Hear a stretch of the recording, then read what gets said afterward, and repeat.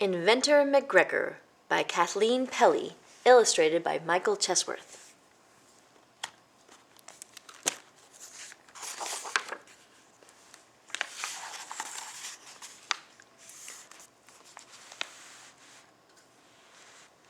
Hector McGregor lived in a higgledy-piggledy house with a cheery wife, 5 children, and a hen called Hattie.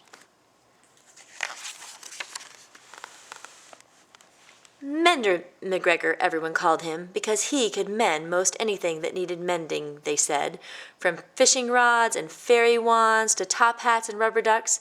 Day after day, people brought him their squeaky skates, squiggly spoons, wobbly wagons, tangled kites, knotted yo-yos, headless dolls, and footless soldiers. With a blob of glue or a squirt of oil, with a tap of his hammer, or a shimmy here and a shimmy there, Hector McGregor fixed whatever needed fixing and sent everyone on their way with a skip, a hop, and a hum.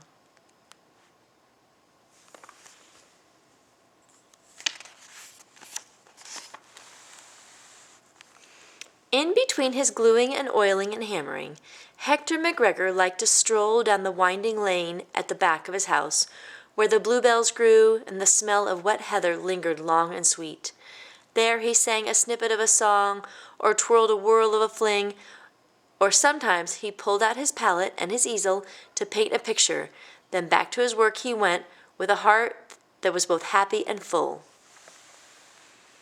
And every night, before the shades were drawn, Hector McGregor nestled his fiddle beneath his chin and played a rousing reel or a sweeping strathspey, while all around the house, from pantry to parlor, his cheery wife, his 5 children, and his hen called Hattie, whirled and whooshed and wheeshed.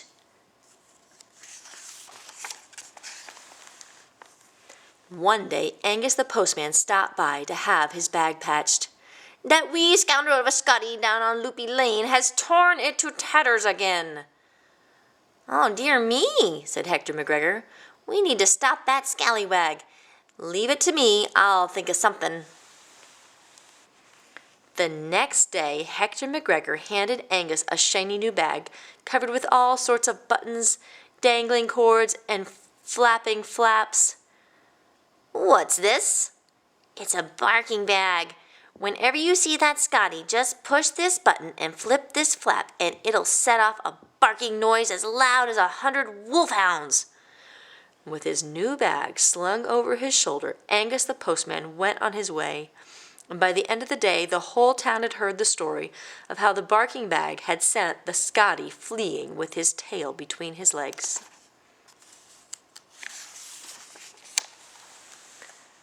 Now everyone wanted Hector McGregor to concoct them a thingamabob or a thingamajig to make their world a little better or brighter, and when Mrs. McKay complained about her boys who dawdled and dilly-dallied on the way to school, Hector McGregor crafted detachable monkey tails so they could swing and swoop and swish their way through the treetops. To lighten the children's school bags, he invented a paper pump that blew up their books with helium. Now, down the road, they sauntered, clutching their books above them like a bunch of bobbing balloons. For Mrs. McIver, who had triplets and a husband at sea, Hector McGregor pieced together some helping hands that she could strap to her shoulders. Every morning, with a flick of a switch, off they went, wiping noses, zipping zippers, tying laces, and holding hands. For Jamie McCampbell, who always slept through his alarm clock, Hector McGregor built an alarm bed that popped his head from the pillow like a jack from his box.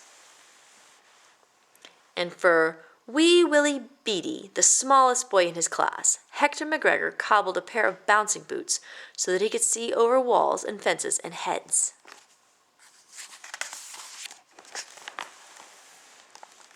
Inventor McGregor, everyone called him now, because he could invent most anything that needed inventing.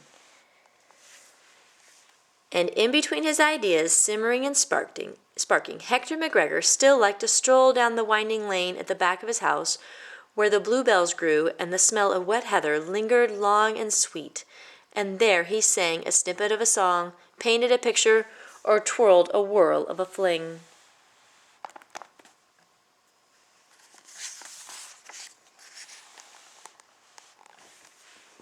One day, the president of the Royal Society of Inventors, Nigel Withers, paid Hector McGregor a visit. "Congratulations, Mr. McGregor. We're so impressed with all your inventions that we'd like you to become a member of our society. We want you to start working for us immediately in your very own laboratory in the city." "Why, thank you," said Hector McGregor. "But I don't think I'll need a laboratory. You see, I like working here, where I can sing and paint and—" "Oh, no, no, no," protested Mr. Withers. "Real inventors don't have time for all that nonsense. They invent, that's all. Just imagine how many more gadgets and gizmos you'll be able to think up with a clear head and no distractions." Hector McGregor scratched his chin. Maybe you're right."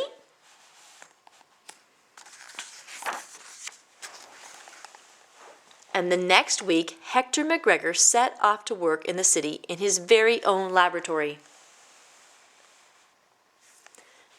Mr. Withers gave him a long white coat and a badge that read, "Inventor McGregor," and outside his door hung a sign with the words, "Quiet, Inventor Inventing."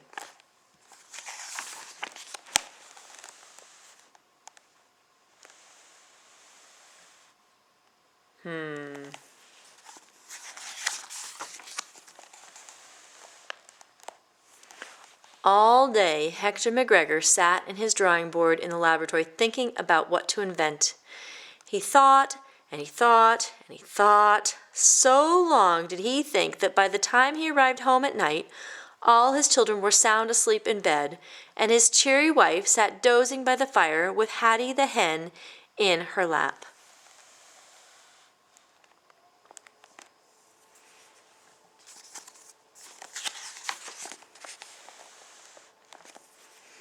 The next day was no different, nor the next, nor the one after that. Day after day, week after week, Hector McGregor sat at his drawing board in his laboratory, staring out the window at the toy store across the street.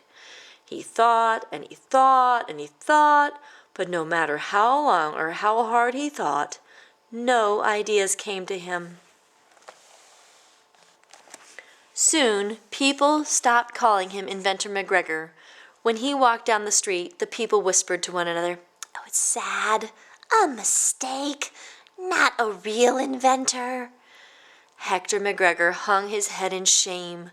Whenever Mr. Withers popped his head around the door to the laboratory, Hector McGregor saw the frown in his eyes, and again he hung his head in shame.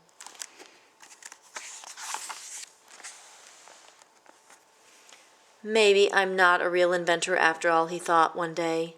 "Maybe I should give back my badge, my coat, and my laboratory." But as he was thinking this thought, he noticed some workers painting the toy store across the road. And suddenly, an urge tickled down his arm into his fingertips. Up he bolted, out the door he flew, across the street he dashed. "Quick, quick! I need to borrow your brushes and paint!" Bewildered and befuddled, the men handed them over. Back to the laboratory raced Hector McGregor with the buckets dangling from his arms. Clutching a brush in each hand, he began to slosh and swish the colors across the laboratory wall. Splish, splash, splosh! First he painted a picture of his cheery wife sitting beneath the plum tree at the side of his house. Next came a picture of his 5 children paddling in the pond by the front gate. And finally, Hattie, his hen, appeared, pecking her corn at the bottom of the winding lane.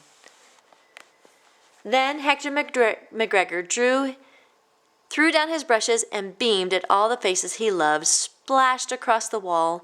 With a hoot and a holler, he dashed out the door and flew down the street. "Where are you going?"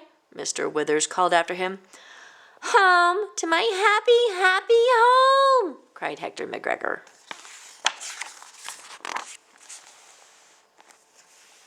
Back at his higgledy-piggledy house, Hector McGregor kissed his cheery wife, his 5 children, and his hen called Hattie. He strolled down the winding lane behind his house, where the bluebells grew and the smell of wet heather lingered long and sweet. And there he sang a snippet of a song, he twirled a whirl of a fling. And he painted a picture of a marmaladed cat curled up in a patch of sunlight. Then back to his inventing he went, with a heart that was happy and full. Week after week, one more incredible invention after another spilled out of him. Peppermint pencils, doggy Wellingtons, jelly bean erasers, tartan grass, mufflers to warm noses, and books that glowed in the dark. Inventor McGregor, everyone called him again, because he could invent most anything that needed inventing, they said, just as long as he could sing and paint and fiddle and fling and love all that he had to love. And every night Inventor McGregor nestled his fiddle beneath his chin and played a rousing reel or a sweeping strathspey, while all around the house, from pantry to parlor, his cheery wife, his 5 children, and his hen called Hattie whirled and whooshed and wheeshed. The end.